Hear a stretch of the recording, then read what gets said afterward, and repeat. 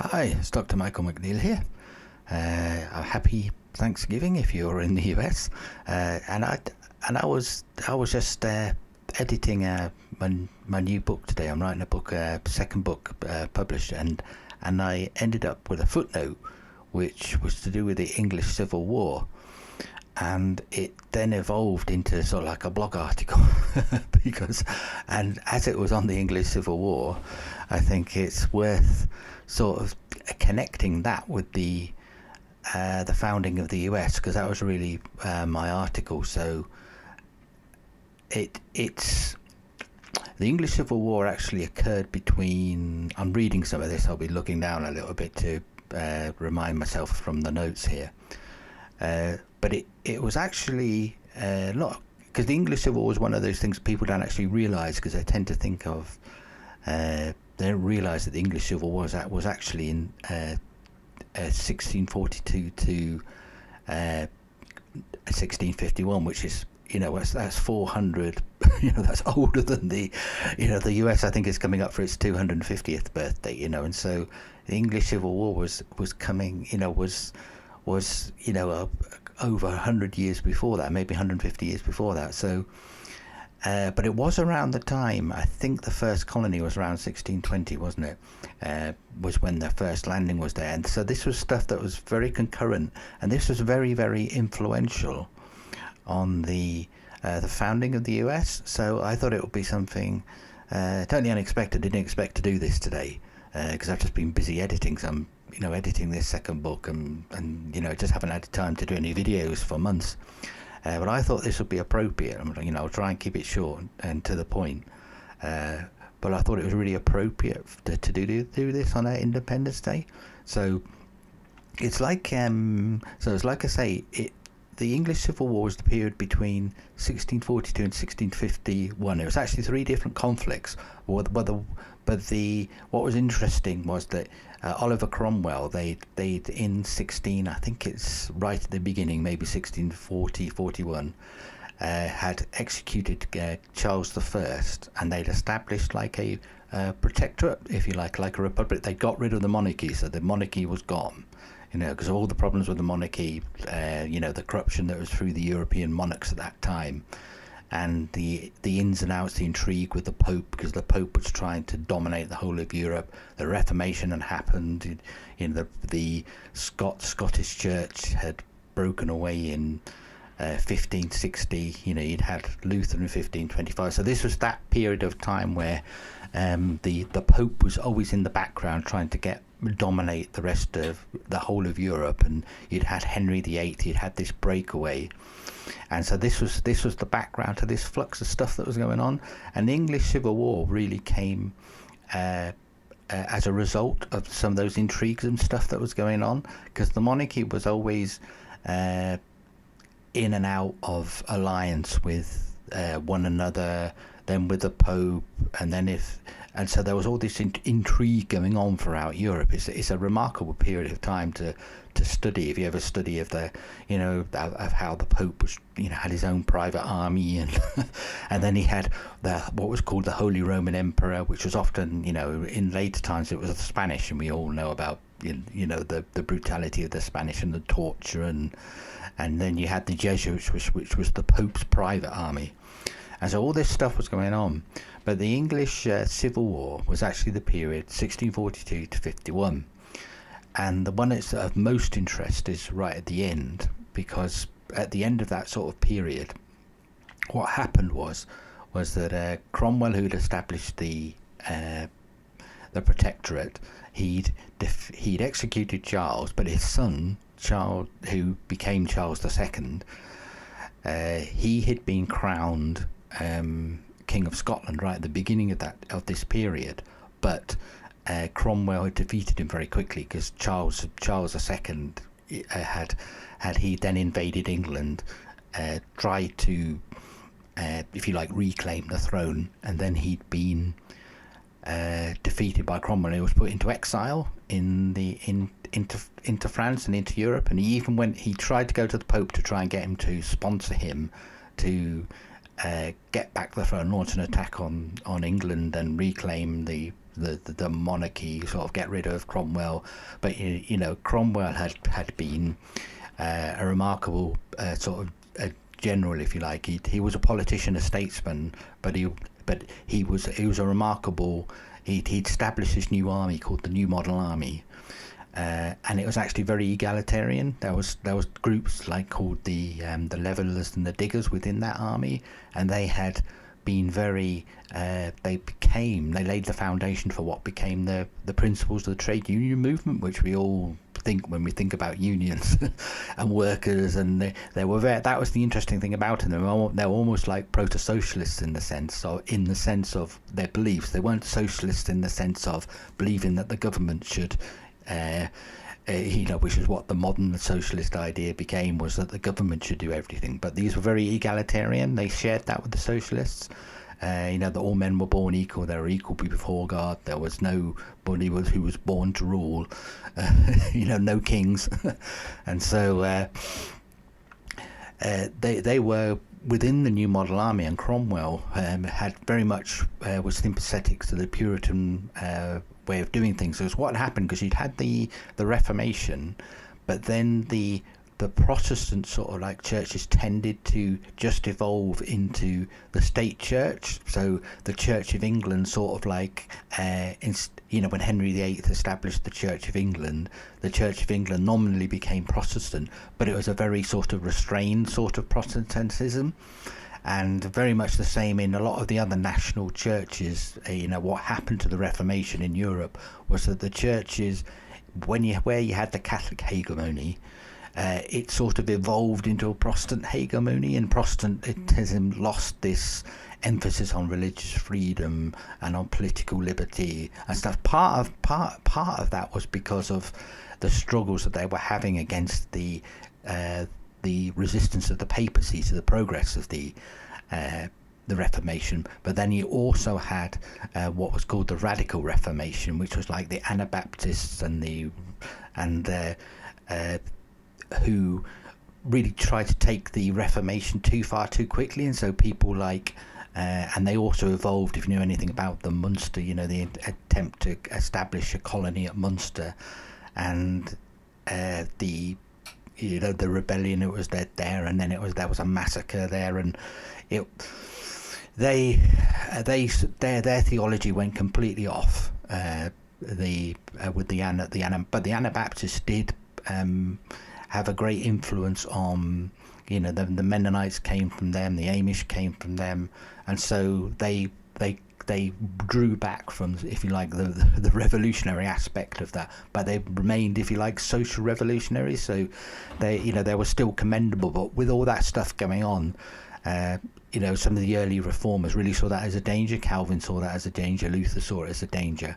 And so what he'd ended up having is you'd had these they actually joined with in the case of Munster, the Protestant armies actually helped the Catholic armies to defeat Munster, which in a sense was a great betrayal of the Reformation. But it was to try and deal with the political reality. And I'm not going to hold, I wasn't back there. There was reasons why those early reformers thought this was extreme, and it was making them more difficult to progress the more moderate Reformation. But what had happened was that the Reformation had almost like ossified within Europe, and you had people that were nominally Protestants, and then you had genuine Christians within these countries who became known as the Puritans.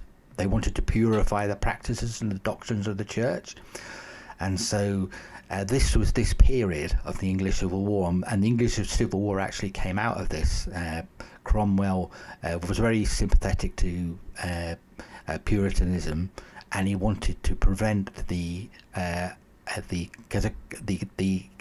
reintroduction of Catholicism, and that would have made England, that had managed to break free from the dominion and the domination of Rome, because basically Rome just sucked all the resources out of any country that it was in and dominated them, and and everything, all the wealth, was sucked back into Rome, and he wanted to prevent that, and he wanted to preserve that. So, people often criticise Oliver Cromwell, but he was a man of his time, and he was a great military strategist, great general, and he also saw the danger of. So that's why he established his protectorate.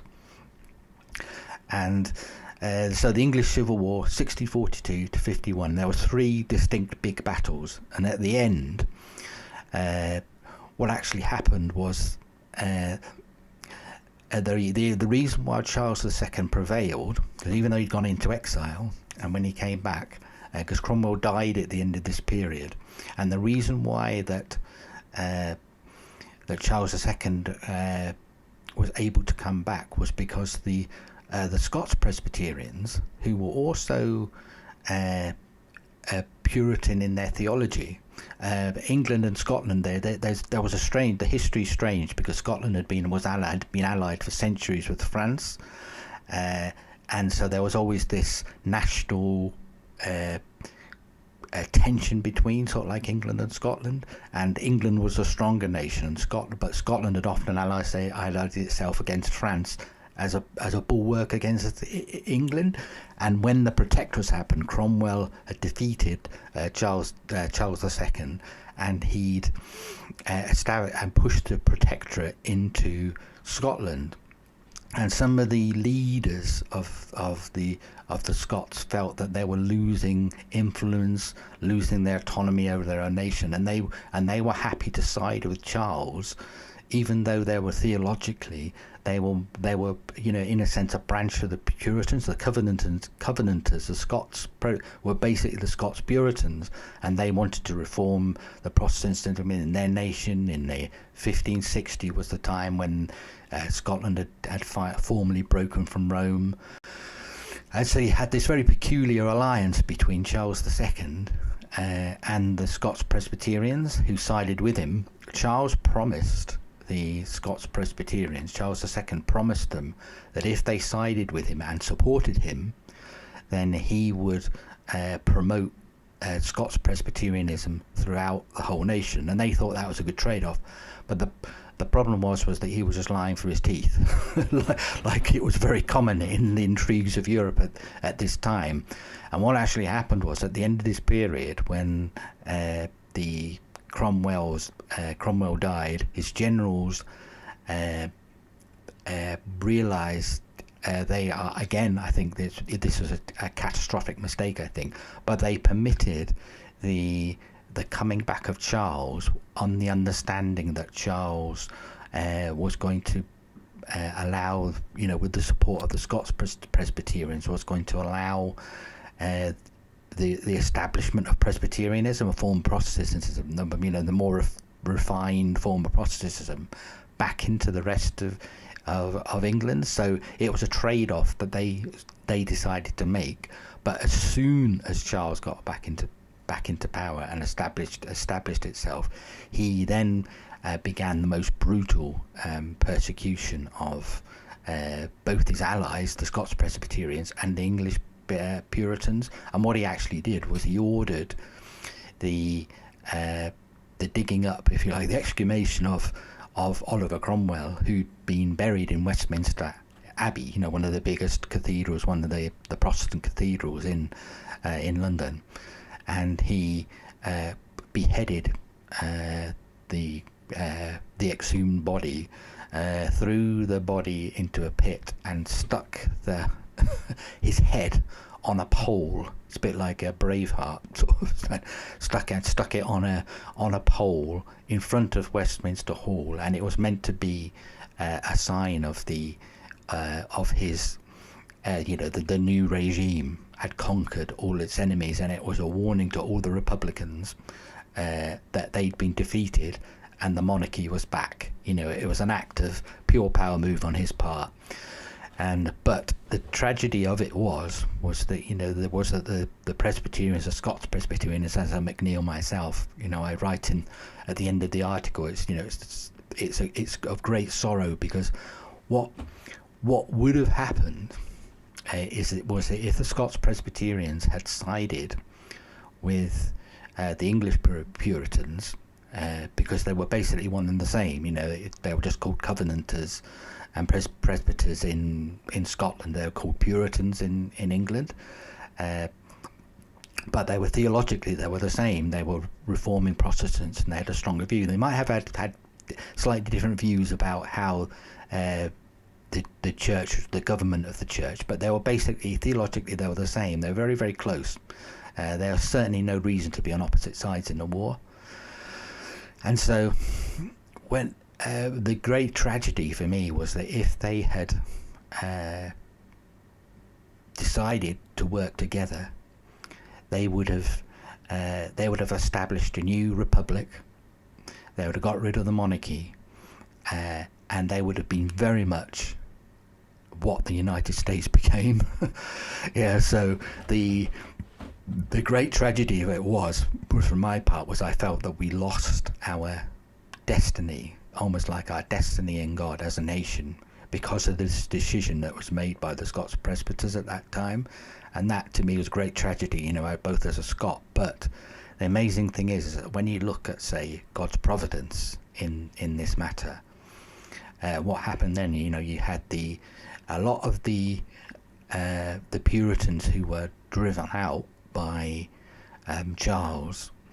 They became those who went over to the US and helped found the US and helped lay the foundation. And a lot of the people that left during this time, Roger Williams, the most famous person who probably defined the character of the United States more.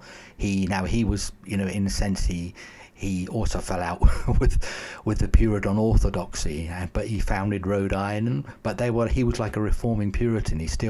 But he had great insight with regards to religious freedom, and that set the tone of the US. So in a sense, the United States, the British loss and the loss of the British, I would say, what was originally intended for the British nation, a new republic, which would have, I think, transformed Europe. The lack of that, the loss of that for us, is the great gain for the United States, because people went to the United States. So, I've got, I'll put, now my blog, I've got a blog article on that, which is a bit fuller, explains it sort of like more sequentially and fills out some of the stuff that I'm not talking about here. But, yes, happy Thanksgiving to the US and their loss. Our loss was their gain. Okay, so thank you very much. I managed to keep this to a reasonable length of time as well, because I'm busy editing my new book, which is on Dominion theology. So I'll start doing a series of videos on the term. On my blog at the moment, I've got my master's thesis, which this is like a rewrite and an updating of what's on there, and the publishers agreed to pick that up. So I'm obviously very excited about it, very pleased about it. That I've managed to revisit it and update it and add new material in, and it's great. It's one footnote becomes like a video. Okay, so thanks very much. I will speak to you again soon. God bless.